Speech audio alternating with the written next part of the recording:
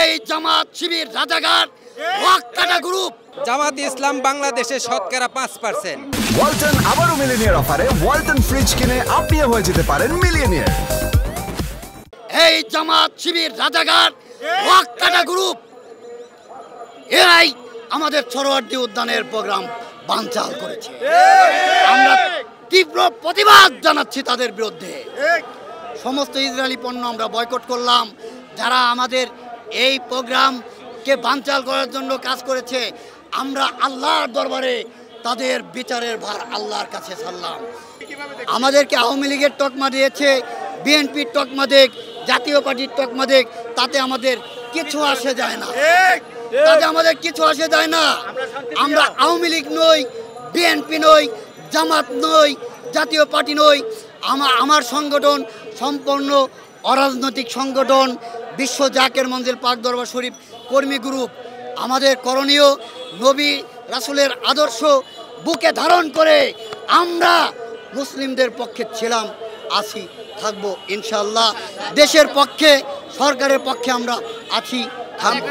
জামাত ইসলাম এবং হেফাজত ওয়াহাবিপন্থীরাই পীর মাশায়েখ ওলামায়ে কেরামের এই 3-4 দিন যাবৎ তারা এই আমাদের প্রোগ্রামকে বানচাল করার জন্য তারা বিভিন্নভাবে কৌশল করে যাচ্ছে, পদক্ষেপ নিয়ে যাচ্ছে। কারণ বাংলাদেশে প্রায় 10 লক্ষ মানুষ পীর মুর্শিদের ভক্ত, তরিকাপন্থী, সুফিবাদে বিশ্বাসী।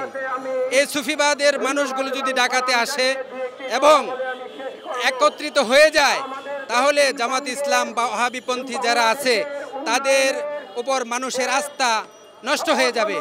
অর্থাৎ মূলত জামাত ইসলাম বাংলাদেশে শতকরা 5%, আর ওয়াহাবিপন্থী শতকরা সর্বোচ্চ 10%, আর 70% মানুষ সুন্নি সুফিবাদী তরিকাপন্থী। প্রশাসন থেকে আমাদেরকে শান্তিপ্রিয়ভাবে আমাদের ওলামায়ে কেরাম যারা রয়েছেন, যারা আহলে সুন্নাত ওয়াল জামাতের বড় বড় ওলামায়ে কেরামরা বলেছেন যে আমরা শান্তিপ্রিয়ভাবে সমাবেশ করব, কেউ উগ্রবাদী কোনো স্লোগান দিবেন না এবং রাজপথে এমন কোনো কাজ করবেন না যেটাতে মানুষের সমস্যা হয়, দেশের ক্ষতি হয়।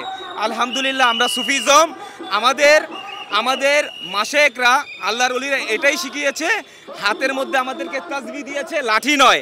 আজকে যখন আমাদের প্রোগ্রাম 12টার সময় শেষ হওয়ার কথা, প্রোগ্রাম যখন আমাদের প্রোগ্রাম যখন 12টা বাজে শেষ হওয়ার কথা, এর মধ্যে 11টার আগে কিন্তু আমাদের প্রোগ্রাম শেষ।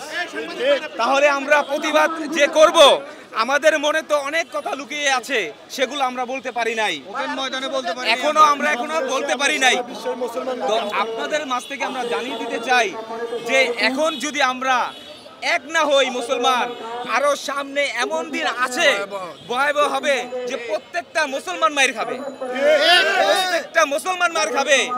আর এই ভারতকে বলতে চাই, ভারত আজকে আমাদের মুসলমান ভাইদেরকে যেভাবে নির্যাতন করছে, এটা কখনোই ঠিক না। আমরা বলতে চাই যে এর বিচার করা হোক, সারা বিশ্বের মানুষ দেখুক যে ইহুদিবাদ যারা মুসলমানদেরকে ধ্বংস করতেছে, যারা মুসলমানদেরকে মসজিদ থেকে বের করে দিচ্ছে, তারা কারা যারা এই মুসলমানিয়ত্ব চায় না, তাদেরকে চিহ্নিত করে রাখুন আপনারা। খবরের কাগজ, এখন খবর হবে নিখাত, নির্ভীক, নিরপেক্ষ।